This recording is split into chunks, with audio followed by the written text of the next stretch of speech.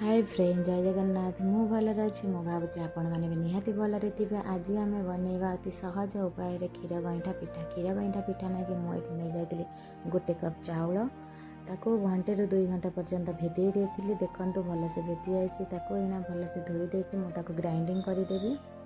तो से मुझे नहीं जाइए हाफ ग्लास पानी कहीं पानी नदेले पिठो भलसे बाटी हेनी। देखु बर्तमान भी मो पिठो रेडी पिठो भलसे बाटी हो जाइए। तो मुझे गोटे कढ़ई नहीं तो से गोटे ग्लास पानी नहीं कहीं पानी नदेले पिठो तले लगिज।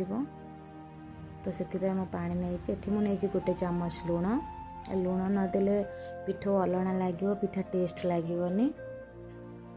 तो से लुण नहीं बाटिकी रखि पिठो को से देदेबा। देखु आमर पानी भी फुटी जाइए फुटिला परे जाइए पिठो ढालिबे। देखु पिठो को ढाला परे ताको भलसे गोलेबे नहले मुंडा मुंडा रहिबा पिठा भलसे भी हबनी। गैस को भी टिके कम करदेबे नहले पिठो तले लगी पोड़ीजिवो। देखु आमर पिठो ये वर्तमान पे रेडी हो जाइए। आमर आण भी भलसे जंती हो जाइए। तो ताको आमे वर्तमान पे टिके ठंडा हवा को छाड़ीदबा 2 मिनट रू 3 मिनट पर्यंत।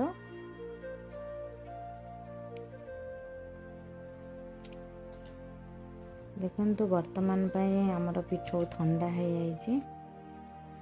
ताको आमे आ गोटे जगार रखीदबा। देखु भलसे ठंडा हो जाइए। पिठो ठंडा नहला पर्यंत पिठा करहबनी। तो से पिठो को 2 ରୁ 3 मिनट पर्यंत ठंडा हवा को छाड़देवे। वर्तमान पे मो पिठो रेडी हो जाइए। देखु भलसे केते सुंदर जंती है आण। अति सहज उपाय एमती भी आपन करि परिबे। देखु मुझे टिके बड़ साइज पिठा करी गईठा पिठा मुझे बड़ साइज कर। आपड़ भी चाहिए टिके पिठार साइज कम भी करें। देखु भलसे ये गईठा पिठा तो समस्त भल लगे। क्या छोट गईठा पिठा भल लगे क्या बड़ गईठा। मुझे बड़ साइज करनी आप चाहिए भी छोट साइज करे। तो निहाती गोटे कथा मन रहे जिते बड़े भी पिठा करूँ पिठा कले हाथ हेल्ले मैंने निहाती पानी हाथ टिके ना देखु मो पानी हाथ हो मोर टोटाली पिठो हाथ रे ही लगुनि।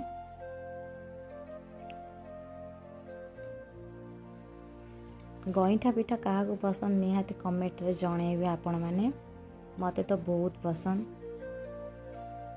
मुझे प्राय टाइम बाहर रहिले भी मु गईठा पिठा निहाती तैयारी करे।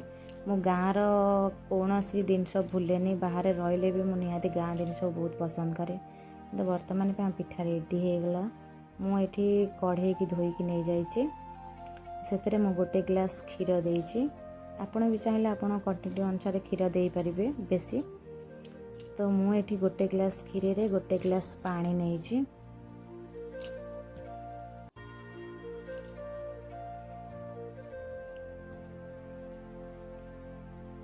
आपण भी चाहिए पानी के स्किप करि परिबे। तो मुझे पानी नहीं थी देखो मो क्षीर फुटी जाइए मुझे काढ़ी से कढ़ई मु गोटे कप पानी नहीं जाइए। कहीं मो जेहेतु मो पिठा टिके बड़ साइज करी तो पिठा सीझा को तो मु पिठा सीझेबी से पानी रे सीझेबी मु पानी की दे देइछि। तो से गोटे चामच लुण देइछि कहीं मु लुण प्रथम पकई गोटे चामच। तो मुझे आउ टिके पानी रे पकईदेली चामच कहीं मु पछरे भी क्षीर रे लुण पकांतीनि मुझे एकाथरे पानी रे दे देइछि लुण। तो ये आम सब पिठा को देदेबा।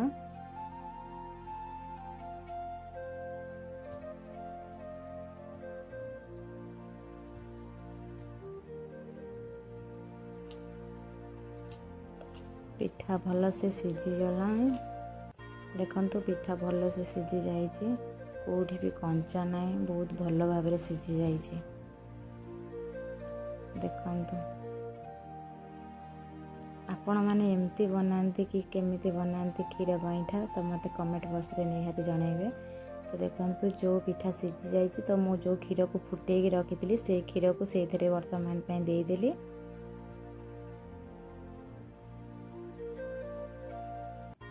आपण मैंने केमिति क्षीर गईठा बनाती तो आपण मैंने निहाती मत कमेंट रे जणेबे। कहीं मु सब क्षीर गईठा एमती ही बनाए।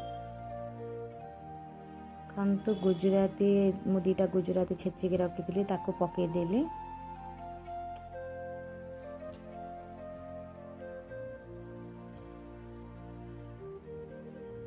କାହିଁକିନା ଗୁଜୁରାତି ପକେଇଲେ ତାର ବାସ୍ନା ଅଲଗା, ଟେଷ୍ଟ ବି ଅଲଗା ଲାଗିବ।